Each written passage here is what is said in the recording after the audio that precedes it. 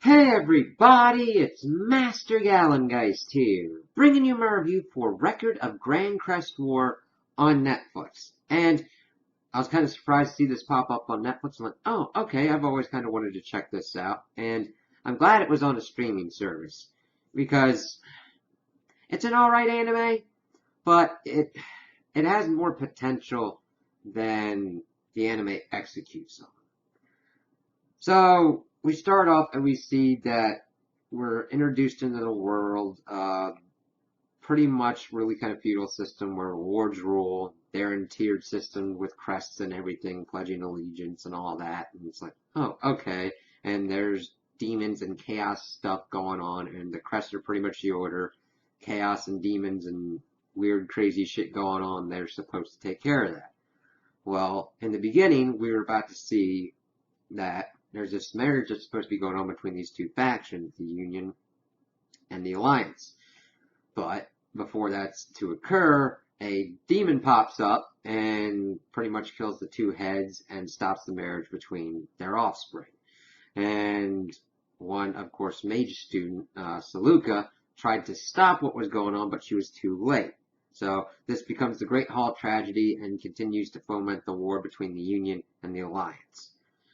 We then see that this mage is going to be contracted to a lord, because evidently in this system the mages are contracted to more likely being counselors, even though they do have magical aptitudes. That's not really expanded upon too much throughout the course of the show.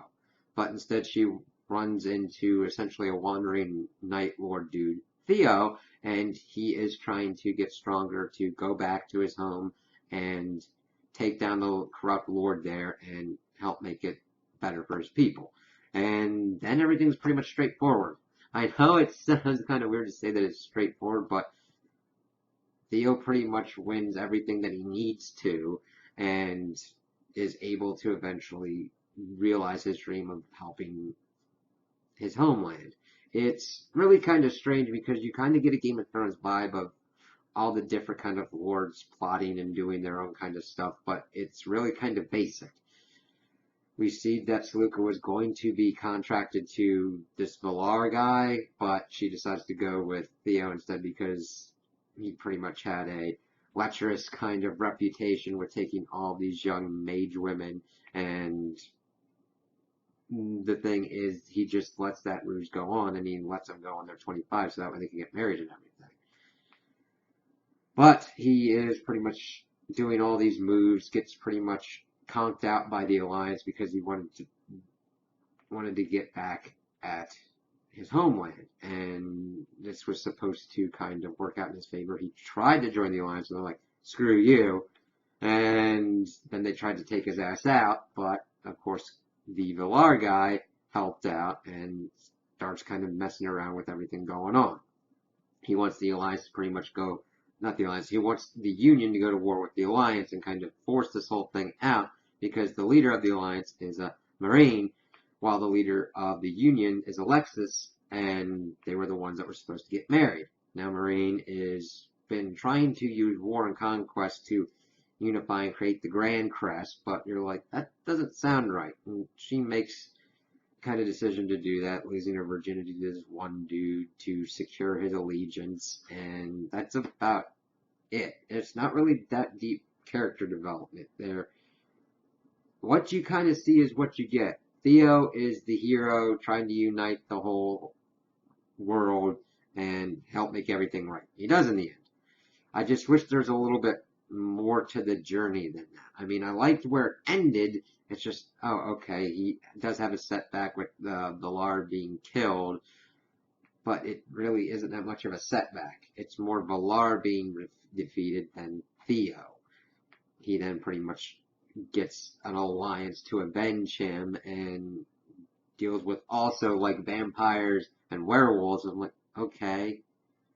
It's just there's a lot of things going on that needed more development than what we kind of get. So he kind of moves through. He's able to pretty much make a third faction to bring all the factions together. And they're pretty much like, yeah, okay, I'll pretty much create the Grancrest, and then I'll give it to you guys. but we find out that that is being taken by the true enemy, which is the Mage Academy. It's like, okay, and they evidently want to keep the Age of Chaos going. It's like, alright, cool, whatever. So they all get up together. We also have like some religious stuff because there's like one that's trying to use the crest to resurrect their god, and this one chick's got this Holy Grail kind of crest. Theo fuses that in there. It's like, okay, cool, kind of get what they're doing, but it's kind of like, there's nice, interesting snippets, but it's like, okay, whatever. And we find out that there's this Pandora sect, and Theo goes in at the end and finds out that civilization used to be much more advanced, but they got an ability for this ultimate kind of power and pretty much destroyed themselves. And in order to not do that, it's not really kind of clear. It's almost like time travel or something could have been involved, but this is essentially kind of a mechanism to make sure that they never get to that point. And Theo's like, fuck that shit. I'm like, yeah, fuck that shit. And gets the Grancrest. Him and Alexis and Marine and Saluka have like a double marriage, and he makes them the new emperor, and he goes off and has pretty much a vineyard, and everything's pretty hunky-dory. I'm like, yeah, I like that this was a happy ending, but I kind of wish that there was more stuff to go on. Even though there was like 24 episodes, it felt like it could have been longer to flesh out certain things, see deeper character motivations, have some interesting interplay. And it just really doesn't have that much. I mean, it's not horribly done. I mean, it's better writing than I've usually kind of seen. It actually has a plot that makes sense. It's just a little bit like, okay. And the animation isn't horrible either, but there's certain parts where it gets kind of weird. Like, there's this one battle between Saluka and this Black Witch that is reminiscent to Fate Apocrypha of how it shifted animation style. And it was just a lot different than what I was used to. I'm like, what? Okay, it wasn't horrible, I'm just like, weird shift. And then certain other battles, the CGI was just like, mid-tier. It wasn't like the shitty CGI I've seen where it's like, yeah, that could have been done better, so why are you doing this? Right, and I understand it's probably supposed to save time, but honestly, it would have just been better to draw them out if that's the point, because you're at certain parts where like 2D and 3D were used, so it's like, and the battle scenes and fights didn't really draw me in. There weren't that many, again, as I'm saying that they didn't really do much to flesh out certain characters, like motivations and backstories and everything.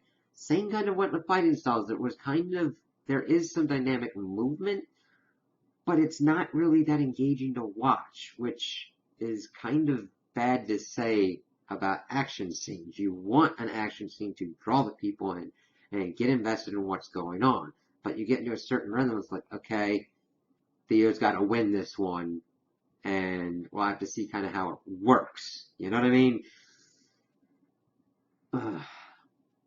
Let's see.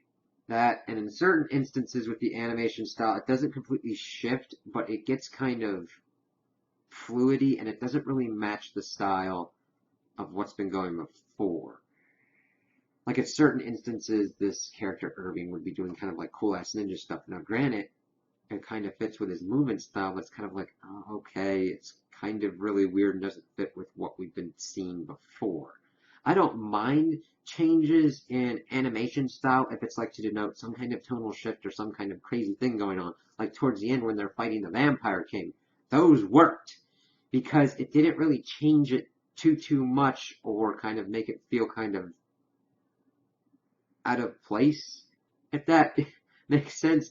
Because it makes logical sense when you're going through. It's like, oh, okay, he's doing a kind of dimensional, kind of weird-ass thing. So your suspension of disbelief's okay.